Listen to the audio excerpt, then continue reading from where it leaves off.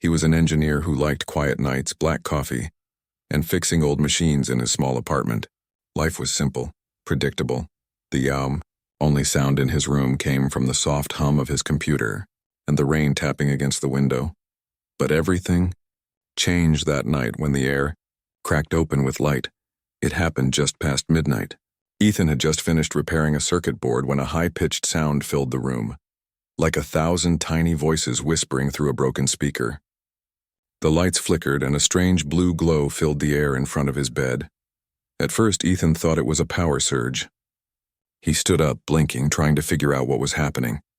Then the glow twisted into a spiral, sparks dancing around it, and suddenly, a figure fell out of the air and hit the floor with a heavy thud. Ethan froze. His mind went blank. Something had just appeared in his room. He stepped back, his chair falling over.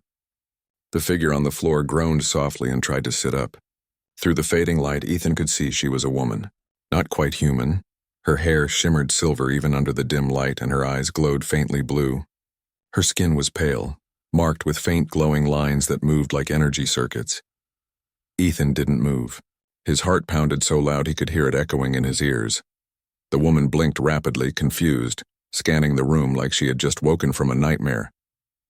Her voice trembled when she spoke. "Where am I?" Ethan swallowed hard. "You're, inside my apartment? Who are you? What was that light?" The woman stared at him for a long moment. Her breathing was shaky, her eyes darting to the walls as if searching for threats. Then she looked at him again and said in a whisper, "You're the one. The coordinates matched your signature. You're the only one who can save my world." Ethan blinked. He thought he'd misheard her. "Save your world? I think you've got the wrong person. I'm just a repair technician." She shook her head weakly. "No, you built it." "Built what?" he asked, feeling his hands tremble. She raised a trembling hand and pointed to the small glowing object still floating in the air. A metallic sphere covered in strange patterns.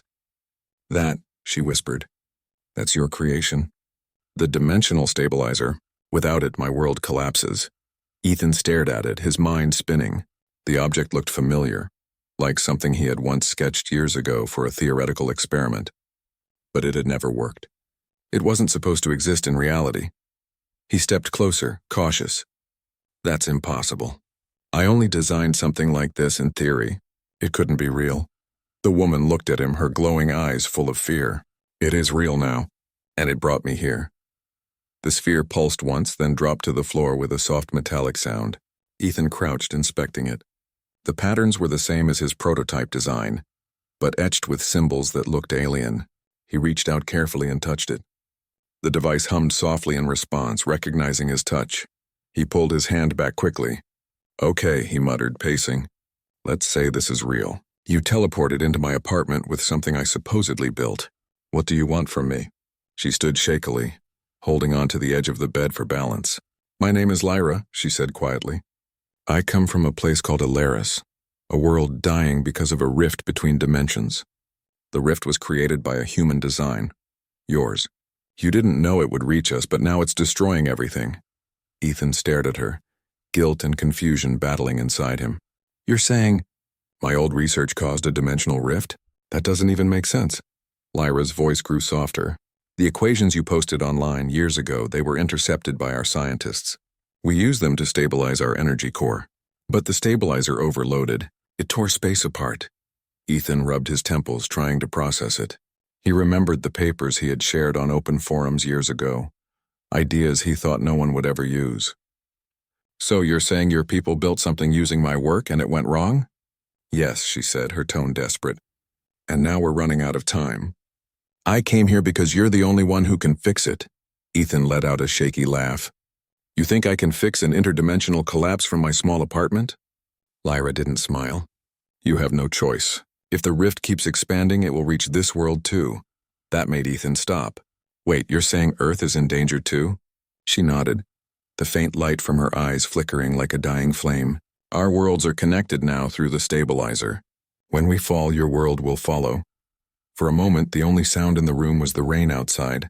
Ethan felt the weight of her words sink in. He had never imagined his old research could have real consequences. And now a stranger from another dimension was telling him he might be the only person who could stop a cosmic disaster. Lyra swayed, weak from exhaustion.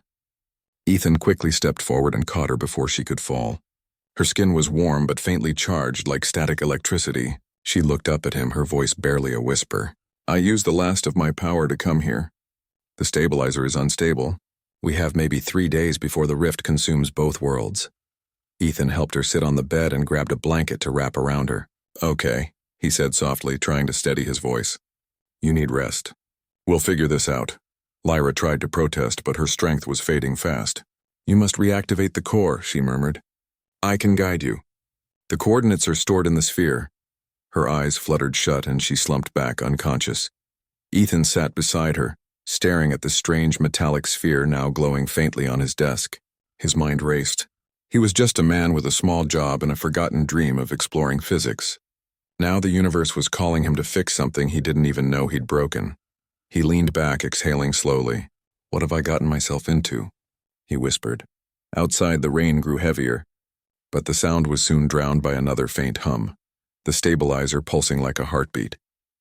Ethan didn't know it yet, but the moment Lyra arrived, his life stopped being ordinary. The universe had chosen him and there was no turning back. Ethan stared at the glowing sphere on his desk, his fingers hovering above it. It pulsed softly, almost as if it were alive. He still could not believe the events of the night. A stranger from another world had appeared in his apartment, claiming he was the only person who could save her planet, and now, possibly his own, Lyra lay unconscious on his bed, her breathing shallow but steady. Her body seemed fragile, yet the faint glow from the circuits on her skin made her appear otherworldly, almost ethereal. Ethan wanted to ask 1,000 questions, but he knew the first priority was understanding the stabilizer. He picked up the device carefully. The metal was surprisingly light, yet it hummed with energy as if it were waiting for him to act. The symbols etched on its surface glowed faintly, and when his fingers touched them, a soft warmth traveled up his arm. He remembered Lyra's words. The coordinates are stored in the sphere. He didn't understand what kind of coordinates she meant. Dimensions? Time? Space? He wasn't sure. But one thing was clear. This device had some form of memory, some kind of intelligence embedded in it. Ethan sat at his workbench, clearing a space among his old tools. He placed the sphere on the table, tapping lightly on one of the glowing symbols. The sphere responded immediately, shifting slightly and projecting a thin holographic map into the air. Lines of energy crisscrossed the room like a miniature universe suspended above his desk. He leaned closer. The map showed strange shapes, floating islands of light, twisting bridges of energy, and a vast glowing rift that tore through space itself. The rift pulsed erratically, growing larger in some areas, shrinking in others. He realized instantly that this was the very rift Lyra had warned him about. As he studied the projection, Lyra stirred on the bed. Her eyes opened slowly, glowing faintly as they adjusted to the dim light. You're awake, Ethan said, relief washing over him. How are you feeling? We don't have much time, Lyra whispered, struggling to sit up. The rift grows every hour. If we do not stabilize it, both our worlds will be destroyed. Ethan nodded, swallowing hard. Okay, first things first, I need to understand this device. You said it can guide me? Lyra's gaze softened. Yes. The stabilizer reacts to your mind because you designed the core equations that shaped it. You don't need prior experience, it will adjust to your logic. But you must focus. Concentration is key, he hesitated. I've never done anything like this before. How can I fix a rift in another world? She took a deep breath, her voice barely above a whisper. Your mind holds the blueprint, Ethan. The device will respond to your thoughts. You just need to trust it, and trust yourself. He studied the sphere again. The holographic map shifted as if sensing his attention. Lines of energy moved toward him, converging into points that seemed to react to his gaze. It was strange, almost alive. Every time he looked at a particular symbol, the device highlighted that area in blue, pulsing in response to his focus. Ethan took a deep breath. He reached out and touched one of the glowing coordinates. Immediately, a wave of images flashed in his mind. Visions of Lyra's world, Alaris. He gasped. Towering cities made of crystal shimmered under alien suns. Floating islands drifted through golden skies, connected by bridges of pure light. But at the center, A massive rift tore through everything, casting shadows and chaos over the landscape. Waves of energy fractured the cities, and people, tall, elegant beings with glowing eyes, ran in fear. Ethan staggered back, breathing heavily. It's real. It's happening. Lyra nodded. The rift feeds on unstable energy. The device can stabilize it, but the process requires precision. One wrong step could make the rift worse. Ethan's fingers trembled. And I'm supposed to do this from my apartment? She smiled faintly, a small spark of hope in her glowing eyes. Yes, you are the key. The stabilizer is tuned to your thought patterns. No one else can operate it. He took a deep breath and tried to focus. He imagined the rift shrinking, the cities of Alaris glowing steadily instead of flickering chaotically.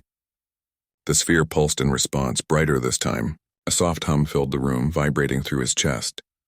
Good, Lyra said softly, sitting up with more energy now. You are connecting. Let the stabilizer guide your hands and mind. Ethan reached out, letting his fingers hover over the sphere. The holographic line shifted in response to his movements. He focused, imagining threads of light weaving through the rift, connecting broken energy streams. Slowly, the rift in the hologram began to narrow, pulsing in rhythm with the sphere. He glanced at Lyra. Am I doing it right? You are doing more than right, she whispered. You are saving us. Hours passed. Ethan worked tirelessly, guided by the stabilizer and Lyra's instructions. He had never felt such pressure, yet also a strange exhilaration. He realized that his lifelong fascination with physics, his quiet nights of tinkering, had led to this moment. For the first time, his knowledge truly mattered. The room grew silent except for the low hum of the device and the occasional sound of Lyra's voice giving instructions. Ethan could see Alaris in his mind's eye, feeling the weight of its survival on his shoulders. Each adjustment he made in the holographic interface caused changes in the visions. Energy stabilized, buildings reformed, bridges of light steadied. Suddenly, the sphere pulsed violently. A wave of energy surged through the room, knocking Ethan off balance. Lyra gasped and held onto the edge of the bed. The holographic rift flickered, unstable again. What's happening? Ethan shouted. The rift is fighting back, Lyra said urgently. It senses stabilization and resists. You must not panic. Keep your focus. Ethan clenched his jaw and closed his eyes. He imagined the rift like a living thing, a wild storm he could calm.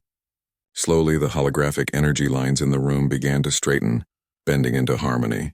The sphere's glow intensified, bathing the room in soft blue light. After what felt like an eternity, the energy pulsing slowed. The holographic rift stabilized, glowing steadily instead of flickering. Ethan opened his eyes and gasped. The map had stopped shaking.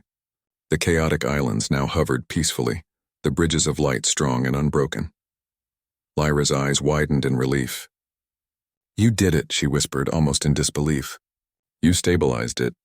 At least for now. The rift is contained. Ethan sank into his chair, exhausted. For now? She nodded. The rift will need constant monitoring. It is alive in a way we cannot fully understand. But you are its key. With the stabilizer and your guidance, we can prevent it from destroying both our worlds. He exhaled slowly, feeling a mix of relief and exhaustion. He had just saved an alien world and maybe Earth itself from complete destruction. He had never imagined that his quiet life could lead to something so extraordinary. Lyra leaned closer, placing a hand gently on his arm. You are more than you realize, Ethan. Your mind, your focus, your courage. They are the only reason our world survives tonight. Ethan looked at her, unsure what to say. For the first time, he felt the weight of responsibility and the thrill of purpose. His life was no longer ordinary.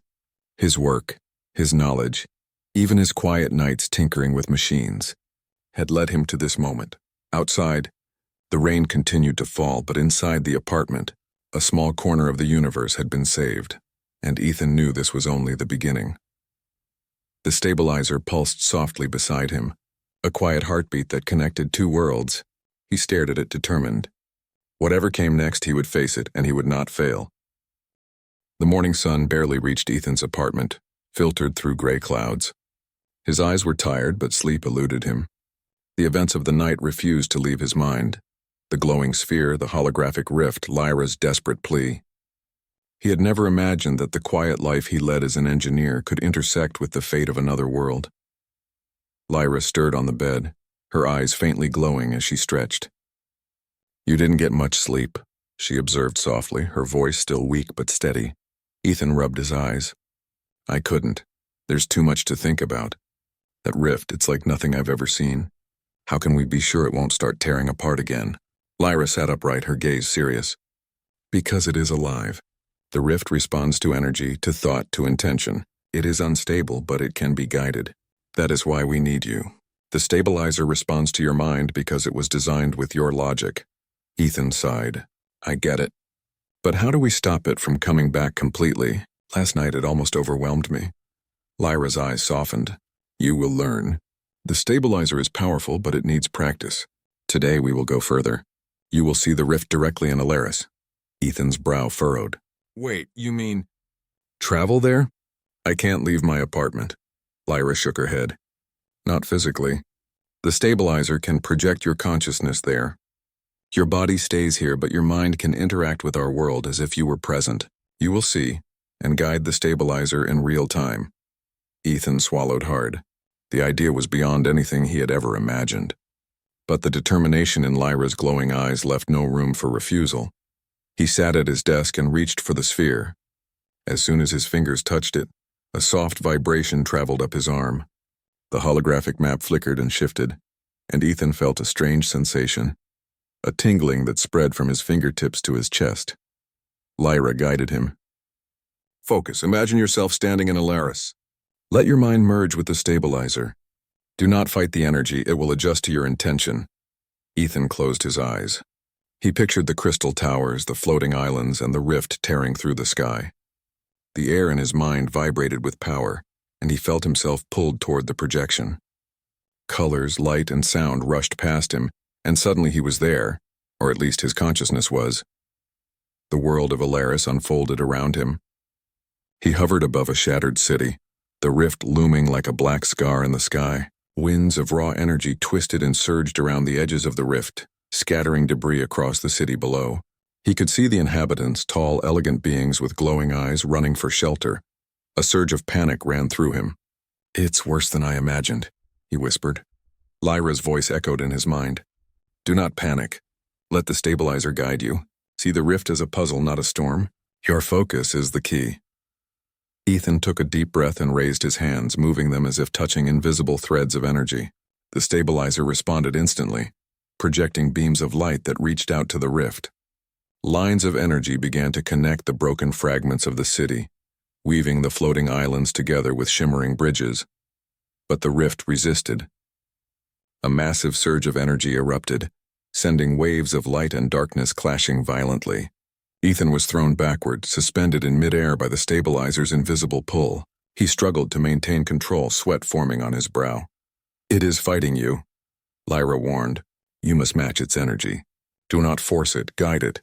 Ethan closed his eyes again, letting go of panic. He imagined the rift as a living organism that could be calmed rather than destroyed. Slowly, the waves of energy began to respond. The chaotic current softened, the black scars in the sky narrowed, and the floating islands began to stabilize. Suddenly, a new danger appeared, a shard of pure darkness separated from the main rift, moving like a creature with intent. It raced toward a cluster of energy towers that powered one of the cities. Ethan's heart raced. If the shard reached the towers, the city would collapse instantly. Lyra's voice sounded urgent. "Focus on the shard. Connect it to the stabilizer. You can redirect its energy." Ethan stretched his hands toward the shard. The stabilizer pulsed, sending a ribbon of light through the air. The shard twisted, resisting the pull, but Ethan concentrated, imagining the energy folding into a contained loop. Slowly, the shard's momentum faltered. It hovered above the city for a moment, then was absorbed into a glowing column of energy rising from the stabilizer. Ethan exhaled, his pulse racing. "Got it. It's contained." Lyra's soft laugh echoed in his mind. "Well done. You are learning faster than I expected." But the relief was short-lived. Ethan noticed a flicker at the edge of the rift, a new tear forming, smaller but unstable. He realized immediately that the rift was intelligent in a way he hadn't considered. It adapted, seeking new weaknesses, probing for vulnerabilities. "Lyra," he called out, It's changing. Every time I fix one part, another opens somewhere else. Yes, Lyra said gravely. The rift evolves. It will test your mind, Ethan. You must be ready for its next move. Ethan's hands trembled, but he forced himself to focus. He had learned something last night. Panic only made things worse. Calm observation and careful adjustments worked. He imagined the new tier shrinking, lines of energy forming a network to connect it to the stabilizer. Slowly, the new rift stabilized as well. Minutes passed, but it felt like hours. Ethan floated in the consciousness projection, sweat dripping from his forehead. His arms ached from holding them out as if he were physically touching the rift. But finally, the energy lines aligned. The main rift and its offshoots pulsed softly, steadying. The cities below glowed with renewed light, and the inhabitants emerged cautiously, watching the skies. Lyra's voice came closer now. You did it, Ethan. For the first time, you stabilized the rift in real time. You saved thousands. Ethan's knees buckled and he allowed himself to sink to the ground. His mind raced, trying to process everything. I can't believe this. I just touched something impossible. You did more than touch it, Lyra said. She stepped forward, her silver hair flowing in the alien wind, her glowing eyes full of admiration. You guided it, shaped it, saved it. That is extraordinary, Ethan. He looked around the floating city of Alaris, feeling both exhilaration and fear. The rift was stable, but he knew it was far from over. Its intelligence was adaptive. It would return stronger, testing his mind further. He felt Lyra's hand brush his arm. You have potential beyond what you imagine, but you cannot do this alone forever. We need more time to understand the rift fully, and we need to protect your world as well. Earth will feel the effects if it grows unchecked. Ethan nodded slowly. The responsibility weighed heavily on him, but alongside it a strange confidence grew. For the first time he felt truly capable of extraordinary things. Lyra looked at him, her expression a mix of gratitude and seriousness. Rest now. You will need your strength. Tomorrow, the stabilizer will test you in ways you cannot predict. But tonight, you should be proud. Ethan allowed himself a small smile. He had saved a city, a world with nothing but his mind and the stabilizer. But deep down, he knew this was only the beginning. The rift was alive, intelligent, and relentless, and he was the only one who could face it. The first rays of light on Earth's horizon filtered through his window. Ethan watched the rain begin to taper off. Outside, the world seemed ordinary, untouched by the chaos of distant dimensions, but he knew the universe had changed forever, and that his quiet life as an engineer would never be the same. The stabilizer pulsed gently beside him, like a quiet heartbeat connecting two worlds. Ethan touched it lightly, feeling the weight of responsibility, the thrill of discovery and the dawning realization he was now part of something much larger than himself, and the rift would strike back. The next day dawned gray and quiet over Ethan's city, but inside his apartment tension buzzed like static. The stabilizer rested on his desk, glowing softly as if aware of the challenge ahead. Ethan's body was tired, his mind racing, yet he felt an unusual clarity, a calm determination he had never experienced before. Lyra sat beside him on the bed, her glowing eyes reflecting the device's soft blue light. The rift has grown again, she explained. It senses your successes and it is adapting. This time it will resist more strongly than ever. Ethan swallowed hard. So this is it, the final test? Yes, Lyra said. The rift will try to overwhelm your mind, to fragment your focus. You must stay calm. Your mind and the stabilizer must act as one. He nodded, gripping the sphere. The pulse of energy ran through his fingertips, steady and reassuring. For hours, Ethan had learned to read its signals, to guide its power with thought alone. But this would be different. This time, he wasn't just stabilizing minor tiers. He was facing the rift itself. Ethan closed his eyes and let the stabilizer project his consciousness into Alaris. The air shimmered, the world materialized around him, and he floated above the crystal towers, the floating islands, and the ever-expanding rift. The black scar in the sky had grown wider, writhing with pulsing energy that seemed almost alive. Sparks of chaos danced across its edges, reaching for everything in their path. This is bigger than before, Ethan whispered to himself. Lyra's voice came softly in his mind. Yes, but you are ready. Remember, the rift reacts to thought. Imagine order, light, and stability. Do not fight it. Guide it. He focused, extending his hands, feeling the stabilizer's energy flow through him. He imagined the lines of light weaving into the rift, connecting every chaotic thread. Slowly, parts of the rift responded, pulsing in rhythm with his thoughts. But then the rift fought back. A surge of dark energy erupted, sending shockwaves across the floating islands. Towers shook, bridges snapped, and creatures scattered. Ethan felt a wave of panic, his consciousness rattled by the raw power. "Focus," Lyra urged. "Do not let it control your mind." Ethan took a deep breath, closing his eyes. He imagined the rift not as an enemy but as a puzzle, a wild storm that could be guided, tamed with careful thought. Slowly, he sent threads of light spiraling into the chaos, weaving them into a network of energy that held the rift together instead of letting it tear apart. The rift pulsed violently, resisting his guidance. Then a new, unexpected challenge appeared. Twin shards of dark energy separated from the main rift, moving like sentient predators toward the energy towers powering Alaris. Ethan's pulse quickened. If the shards reached the towers, the cities below would collapse. "Lyra, the shards, what do I do?" he called out. "You must merge them with the stabilizer," she instructed. "Do not force them. Draw their energy gently, like a current flowing into a channel. Let your mind guide them." Ethan concentrated harder than ever. He imagined invisible channels connecting the shards to the stabilizer. The shards resisted, thrashing violently, but slowly they began to respond. The stabilizer pulsed, drawing the dark energy in and converting it into organized light. The shards shrank, then dissolved into glowing threads that reinforced the stabilizer's network. The rift pulsed again, more violently this time, testing him with even larger surges of chaos. Ethan felt the weight of the universe pressing on his mind, but he did not give in. He focused on the image of the floating islands. Imagining them solid, stable, and glowing with life, the stabilizer mirrored his thoughts, sending threads of light weaving through every crack, every tear. Suddenly, a massive wave of energy burst from the rift, stronger than anything before. Ethan's mind reeled under the pressure, and for a moment, he feared he might lose control. Then he remembered Lyra's words, "Do not fight it. Guide it." He closed his eyes, let go of fear, and became one with the stabilizer. Every thought, every intention flowed into the device. The rift's chaotic energy met his calm guidance, and for the first time, it stopped pulsing violently. Instead, it began to stabilize, folding into itself like a living organism accepting order. Ethan opened his eyes and gasped. The rift had shrunk, its chaotic edges smoothing into a steady, glowing shape. The floating islands floated steadily, bridges of light strong and unbroken. The cities glimmered with renewed energy, the inhabitants emerging cautiously to witness the change. Lyra appeared beside him, her silver hair glowing in the alien sunlight. "You did it," she whispered, her voice filled with awe. "The rift is fully stabilized. Both our worlds are safe." Ethan felt a wave of exhaustion, but also exhilaration. He had done what seemed impossible. He had guided a living rift, saved an alien world, and protected Earth from the consequences of a distant experiment. He floated above the city, looking at the stabilized landscape.